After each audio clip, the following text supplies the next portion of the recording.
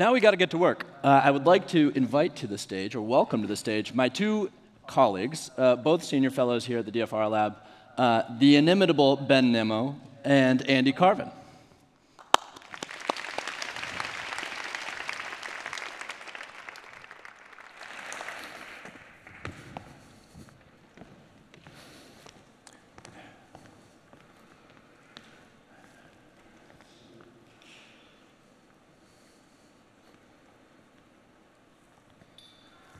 От любой, даже самой ничтожной мелочи можно протянуть цепь логических рассуждений.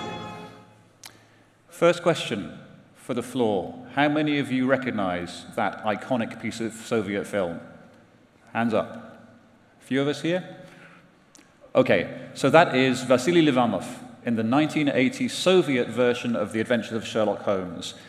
Possibly the finest Sherlock Holmes of all time. And he was made an honorary member of the British Empire for his acting. You can go to the Baker Street Museum and see a statue of him. Sherlock Holmes is an iconic figure in his own right. Do you want to translate for those who didn't understand? Indeed, yes, I do apologize. So for those who are not Russianists, what Holmes is saying at that moment is a line from the very first Sherlock Holmes story, where he's saying that from even the smallest piece of evidence, you can draw a chain of deductive reasoning and you can arrive at the solution to the crime. And we feel that that's kind of iconic, and that's really what we try and do in all our work. And while it's easy to think of Sherlock, as a character at least, as being a Renaissance man, a bit of a misanthrope, I'd also argue that he's one of the original open source researchers. If you've read any of his stories, seen any of the many adaptations of them, he literally can sniff clues out of the air. There's no way, of course, he would have been using terms like open source, but he was observing the world around him and seeing what he could pull out of it to deduce and ultimately find proof to the crimes he was trying to solve. And so, it wasn't called open source back then, but yet, in some ways it was.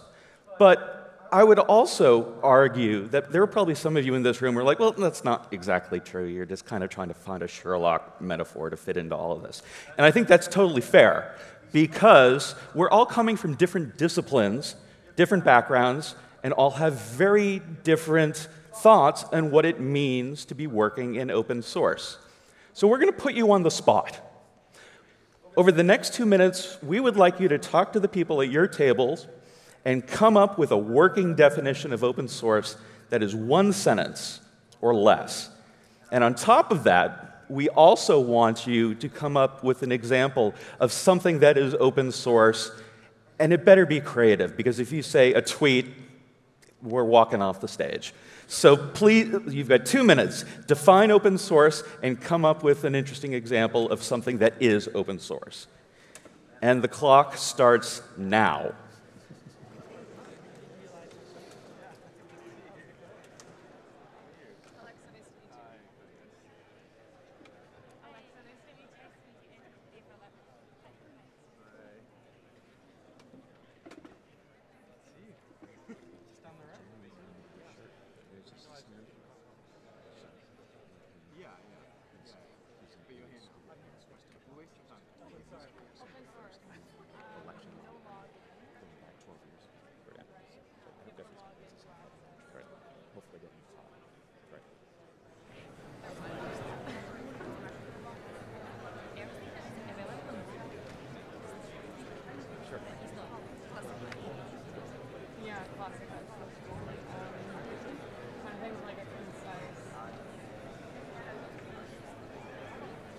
Free, that's true. Can't pay for it.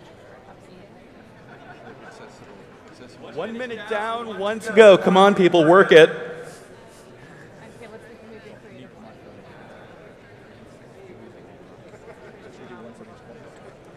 Let's see how they What would you have gotten that's open source that they thought was so interesting? We're doing DFRLab is using open source for us. Yes. We take some Identifying information, themselves. pictures that 30 seconds. Tick tock, tick tock. Okay, Russians hold themselves. We're coming to you.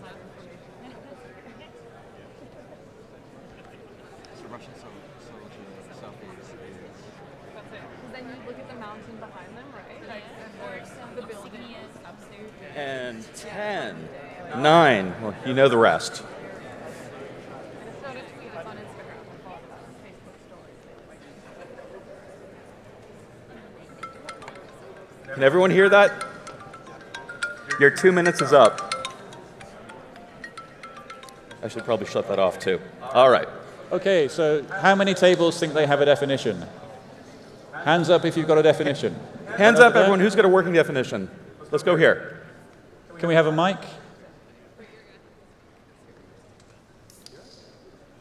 Next table.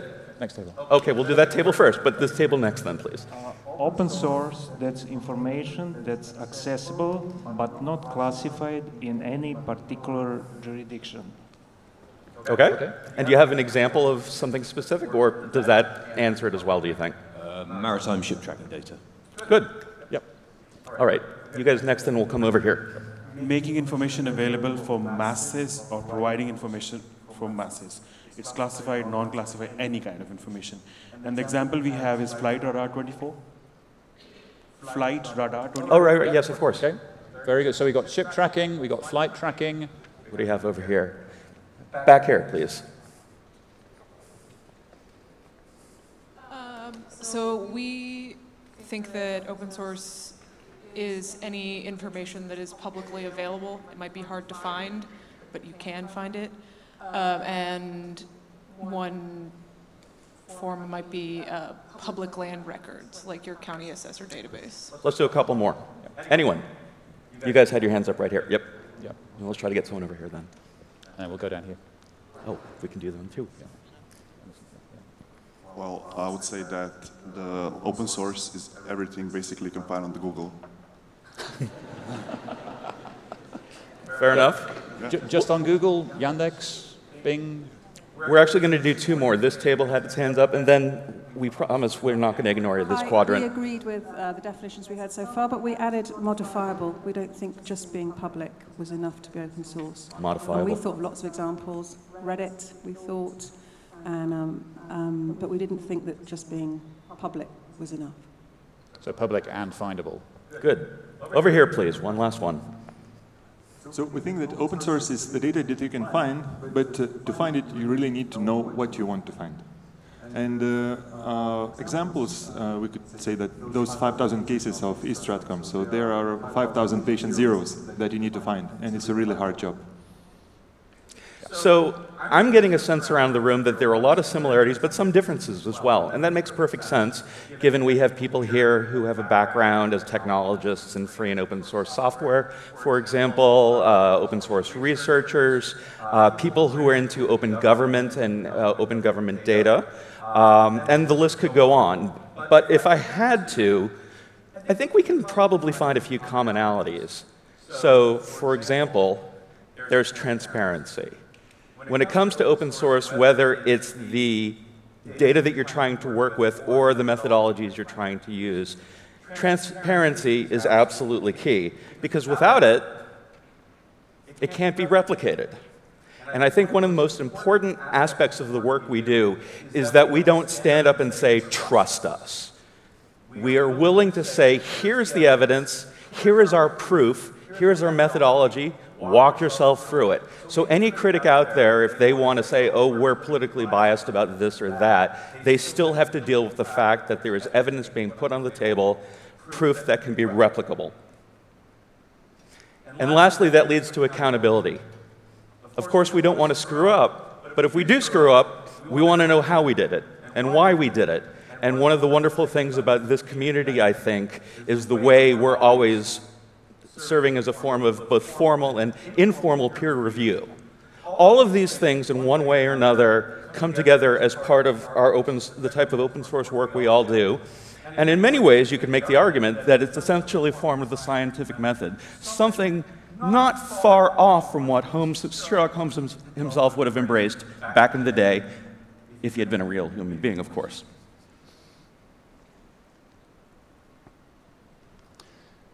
And the wonderful thing is, based on all that you said, it really opens up how many different sources of open source there are. I was at a conference in South Africa a year and a half ago, shout out to Chris Roper from Code for Africa, where a local researcher had done amazing work simply by collecting the discarded paper receipts from shops in his neighborhood and had used those to build up a pattern of economic activity in the town. So this is literally little pieces of paper lying on the ground that he'd collected, collated, analyzed, studied, turned into an enormous spreadsheet, and then started playing with. Back in the days of Sherlock Holmes, you would have had receipts like this from the late 1890s. It's a piece of paper which says how much was spent, where it was spent. Now, nowadays, you think a lot of what we're doing is digital, right? We talked about Google, we talked about Reddit, but we can still talk about pieces of paper. For example, the Dutch police last April arrested a team of what they suspected were hackers from Russian military intelligence, the GRU. And wonderfully, like 6 months later, they published everything that they found on these suspected agents, not only including their hacking gear, but also the taxi receipt from an address in Moscow to Sheremetyevo Airport, and then rather helpfully, the Dutch published next to it the Google Maps image of where that taxi was taken from, which was just outside the main headquarters building of Russian military intelligence. Because we live in a sad world where even the top spies, the James Bonds and the Blofelds of this world, they need to get their taxi receipts, right? You've got to expense this stuff. That is still, now that the Dutch have published it, that is open source. And that is the most beautiful piece of open source you can get. How do we know they were spies from Russian military intelligence? Because we have the taxi receipt. It's beautiful. So let's go back to Sherlock for a minute. Like I said earlier, the guy was a misanthrope. He generally did not like other human beings. Thankfully, the stories were raised in many ways by the fact of the partnership that he had with Dr. Watson. And whether the recreations of the story in film and on TV were particularly good or in some cases particularly awful, the bond there was always very important. But yet, I would imagine if Holmes himself had a choice, he'd rather be working alone. It's basically how he thought, how he processed information. He didn't want to be bothered. And that's a bit of a problem if you think about it, because while all of us have some of these tendencies at one level or another, it's very easy to get isolated in our work and lose connections with the peers and the broader community who can potentially strengthen what we do and be stronger than just the sum of our parts.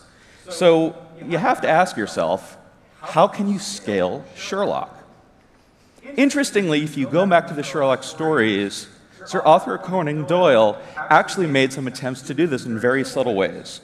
So we'd like to introduce you to this character. This is from one of the 1960s versions of Sherlock Holmes, the BBC TV version. Rather shady-looking guy. And this is a gentleman who's known as Mr. Barker. He doesn't have a first name that we know of. He's just Mr. Barker. For those of you who are Sherlock Holmes geeks, this is in The Retired Colour Man, which is one of the later Sherlock Holmes stories. What we know about Mr. Barker to start with is that he's a sinister man in sinister dark glasses. You have to remember that for Victorians, somebody who was actually wearing dark glasses was probably a drug dealer right away. He's not just sinister, but as we know from the film, if the film runs. And here we see Dr. Watson.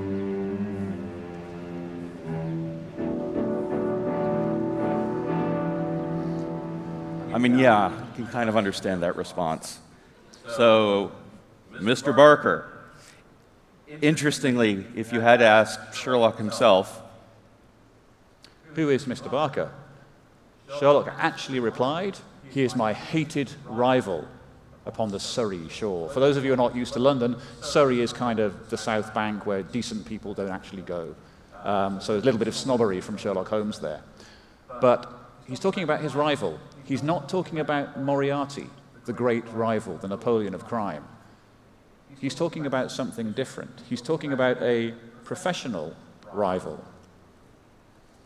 And interestingly, their rivalry was so strong that in at least one story, they didn't have any compunction against, well, frankly, arresting each other.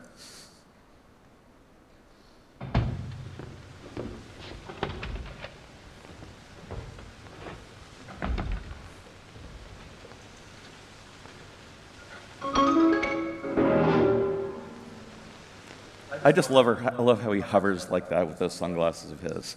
And so, yeah, he was his hated rival, but it was more than that. This is my friend, Mr. Barker. When Holmes actually introduces Barker at the denouement, when they're working out who really done it, he introduces Barker not just to Watson, but to the police inspector. And the line that Holmes says in the book is, he has some very creditable cases to his name, doesn't he, Inspector? And the inspector gets a bit sniffy about him and says, well, yes, because he uses methods that the police don't. But Barker is a professional rival, but he's also a professional friend, and he's a colleague. And in The Retired Colour Man, Holmes and Barker work together to solve the case.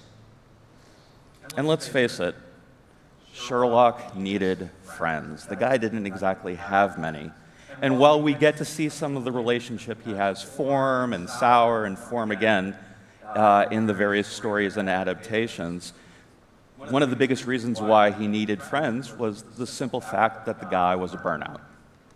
Think of all the stories that we've seen among the Sherlock stories about his drug problems, or about the way he would isolate himself for days or weeks at a time, absorbed into one simple issue that he didn't want anyone else to address. In some ways, there are aspects of PTSD-like symptoms in how he would behave sometimes. And I say that as someone who has been diagnosed with PTSD because of the work that I've done doing open source journalism and open source research. And so I have some sympathies for the man. And it's also allowed me to understand that for those of us who do feel isolated sometime in this space, we have to constantly remind ourselves that there is strength in numbers. I mean, just look around the room right now. Think of all the places we're from. Just as a show of hands, how many of you are here from Europe? I imagine most of you, right? Okay. We're counting Britain as Europe for the purpose of the time being. Okay. How many are here from North America? South America? Asia, Africa, Australia, and the Pacific. We know there are a few of you out there, just I'm not seeing you right now. No Antarctica, sadly. But nonetheless, strength in numbers. And as the example of Sherlock and Mr. Barker shows, yeah, we can be rivals sometimes, but competition is good. It brings out the best in us when we're working on projects and want to do what we can. Perhaps one-up our colleagues occasionally, perhaps get the scoop before they do. But I would make the argument that cooperation is better, and on top of that, community is best. And the reason for that is pretty simple. We're in the middle of a cat and mouse game right now, and I don't like admitting it, but we're not the cat. We are constantly trying to figure out ways of figuring out how disinformation works, who's doing it, how do we expose it, and while we're at it, the bad actors are creating new methodologies, new strategies, new personas, and it's a cycle that goes and goes and goes around. So I don't always find it very useful to think of it as a war against disinformation. I think it's more like we have to figure out ways of mitigating it. And to mitigate it, we have to go beyond the people in this room. It's not just up to us. It has to involve a broader public of people. We need to have more people, whether they're civil society actors, policymakers, especially the general public, developing further digital fluency. Some people use the term digital literacy, but I like the term fluency instead. This whole idea of understanding how tools work, how the media works, how information comes together, and how it can be manipulated. We need more healthy skepticism. We need the public better understanding to know how to be safe online. And they have to be civically engaged. It's not enough to just be online and trying to do good for yourself. It has to be more than that now. And if you take it all together, I think just perhaps we might be in a position to help develop a certain amount of digital resilience within our societies, because disinformation is a public health threat. When I was growing up, part of my growing up was done in Yorkshire, back in the late 1970s. And there were a lot of people around then who still remember the days where on the buses, on the public transport system in Yorkshire, you still had no spitting signs. There was an entire campaign. Yorkshire was a rough place, right? There was an entire campaign. And it was not simply for public appearance or public decency, it was because of the spread of tuberculosis. There was a real public health issue going on. And there was a campaign against it, and it was a broad strokes campaign. You had health treatments, you had education treatments, you had different parts of the population being given different treatments depending on what they were actually dealing with. And we can actually think of the whole disinformation problem set in the same way. There isn't a single audience. There isn't a single set of people who are all going to behave the same way. Some people are already infected, some people have natural resistance, some people need inoculation. You need to stop the source of the infection from spreading it, and you need to catch the vectors. So there are lots of different parts of the puzzle, and just as public health requires lots of different pieces of the puzzle to work together, it's exactly the same setup with this information. And so if you want to continue that metaphor and think about how we all inoculate ourselves and develop that type of herd resistance to disinformation, I think one of the only ways we're going to be able to do it is by having the public understand and embrace the idea that fighting disinformation is essentially a civic duty now. Just like voting, just like participating in local community political activities, serving on community arts boards, working with your school district. All of these things are extremely important for the health of our communities. But with disinformation lurking all around us in one form or another, we need to figure out how to fit this into the equation as well. It's absolutely important, it's vital, because we're more than just an industry, we're more than just a collection of industries. We're a community. We're a community of open source advocates, researchers, technologists. We're a movement, but first and foremost, we're digital Sherlocks. Thank you very much.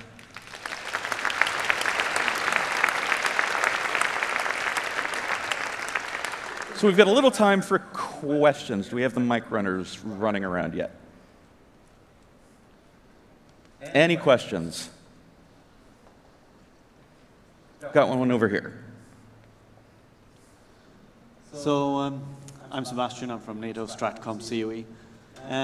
How should we look at the future of digital Sherlocks? We're seeing social media platforms clamping down on our access, Facebook Graph API being one of the latest casualties here, so to say. What will happen in the 2 years to come? How will we keep up the pace, and how will we make sure that we can continue doing this work? Well, I think we're in a tough situation right now because the platforms are trying to balance out protecting the public, clamping down on potential vectors for disinformation, but at the same time, we need to figure out how we can access this stuff. And so what may be useful for parts of the population isn't necessarily useful or very productive for us. So that's why having conversations like this are really important. Not having adversarial relationships in every way and always having knee-jerk reactions to decisions that are made. We got to work our way through it. And when it comes for new generations of digital Sherlocks, there are so many tools out there, so many spaces where open source research and open source software development are happening, the GitHubs of the world, where there are 12 and 13-year-old kids sitting in front of their laptops at home coming up with some sort of code to scrape something they probably shouldn't be scraping, and yet we're going to learn something powerful from it. So we've got to figure out, how do we encourage them? How do we tell them that, yeah, you may not want to violate the terms of service that way, but we can still find a way to encourage you to put this to best use? How do we mentor them and connect them with members of our community that can help raise them up and develop the next generation of digital Sherlocks? I honestly don't have all the answers yet, but I think developing networks of mentors and an ongoing system of capacity building where we can train and encourage young people, integrate them into the community, and find the best of them to do the same with their peers that are coming up as well. That's how you turn this into a movement. And one other thought, if you think back in 2016, in early 2016, those of us who were in this space were desperately trying to ring the bell and say, hey, there's this whole election interference thing going on. 95% of people had never heard of it, 5% had heard of it, didn't care. Whatever else we say about 2019 and 2020, I think we can safely say people have now heard of the problem, and that's a really good start. I think we had a question over here, and then I think we're Can you hear me? Okay. Yep. Hi, I'm Nafiz Ahmed from Unitas Communications. I have just a really quick question about, really, I mean, thank you so much for the presentation. What I was worried about is the extent to which actors like RT and other kind of disinformation outlets have moved so deeply into the public conversation space around things like Syria, for example, to the point that if the Atlantic Council, this is what we're seeing now in social media, where the Atlantic Council will put out corrective information in relation to chemical weapons claims, blah, blah, blah, and there is now an organic response as a result of years of kind of this information that's been put out from RT, where you have a bad name. If you're at the Atlantic Council, there are huge communities of people now who automatically say, well, you're the Atlantic, you guys are just a CIA mouthpiece, blah, blah, blah. So the challenge I'm seeing is how do we counter that with a similar kind of organic movement? And I think you did mention this idea of training people up, but I think there is this really entrenched problem of how we engage with, especially kind of left-wing liberal critical thought, which is ideally supposed to be holding truth to power, which has now been essentially hijacked. How do we get into that space and kind of move away from this binary kind of, this is who we are, accusations of political bias, that kind of thing? Sure. So something we have seen in a lot of fields, and Syria is a very good case study, Ukraine is another. There's a consistency of attack from the disinformation actors, banging the same drum day after day after day after day after day. And it's the repetition which really counts. And there are lots of different studies which show that in a lot of false stories, repetition itself comes to stand, it almost stands in for credibility. If you've heard it enough times, you start referencing it yourself. This is one of the big parts of the problem set. The advantage the hostile actors have had so far is they've effectively been working in a clear space, because they'll bang the same drum for day after day. The real media will actually be doing their job, which is to pick up the different stories and see what's happening. I think what we're seeing now is that there is the growing realization that that is an issue and that that is a problem, and that you need to repeat the truth as well. They repeat the lies ad nauseam. The truth needs to get the same kind of repetitive treatment. We need to keep on pushing the facts out there. And that's one area where the more people who are actually aware of what the facts are and are willing to share them and are willing to engage and are willing to say, yeah, I know you've seen that, but actually here are 9 million tweets in a database which shows that this is what they were actually doing. It's building the critical mass. The hostile actors have already built the critical mass. On our side, on the open source side, we don't have the critical mass yet, but one of the big challenges, therefore, to build that mass out, and that's what events like this are meant to help doing. We've got time for one more question, so hands up, please. I want to find someone who hasn't asked a question already. Right back there. Right back there, please. Hi, I'm Aaron. I'm a reporter. I have a quick question. What recommendations would you provide large media outlets, multi-billion-dollar companies that are out there that have large media stamps? What type of recommendations would you provide them for better framing this type of work and to do more of it as original reporting within their newsrooms? So I think there's been a lot of progress in the last few years of more news organizations embracing fact-checking in one form or another, and I think that's wonderful. At the same time, I would argue bad actors have gotten very good at countering fact-checking or creating fact-checking of their own that just muddies the waters. What I'd love to see more news organizations doing is looking at the bigger picture. And there are certainly ones out there that are doing it. BuzzFeed, for example, their team in Canada, I think, is extraordinary at looking at this stuff.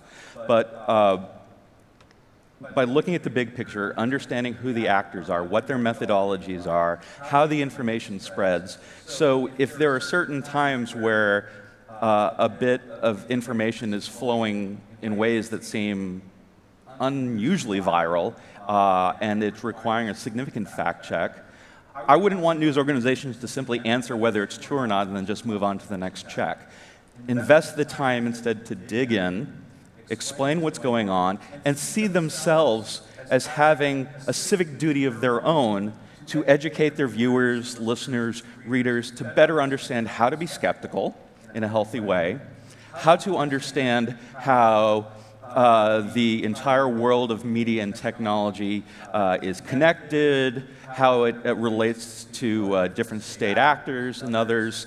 And so the next time they themselves stumble upon something, they might be a little less likely to hit the retweet button or the share button on Facebook or however they choose. So I think it's incumbent upon news organizations to be a part of solving this problem too. It's not enough to just fact check anymore. And the one thing I'd add to that, I absolutely agree with that. Again, we can go back to Sherlock Holmes. Why do people read Sherlock Holmes stories? It's not for the dry facts, it's for the storytelling. It is a Sherlock Holmes story. And you're looking for that story, and you're not looking for whodunit. Ultimately, you're looking for that last bit of the story when Holmes is sitting down explaining to poor innocent Watson, here's all the clues you missed that I got. Next time, maybe you can do better, Watson. So there's a way you can actually tell these stories like a detective story. You're not just saying what was done, but you're actually showing people how the trick was done. And that makes for a really compelling story, and hopefully next time they'll learn so that they can spot it themselves. So we have to wrap this up. Thank you very much.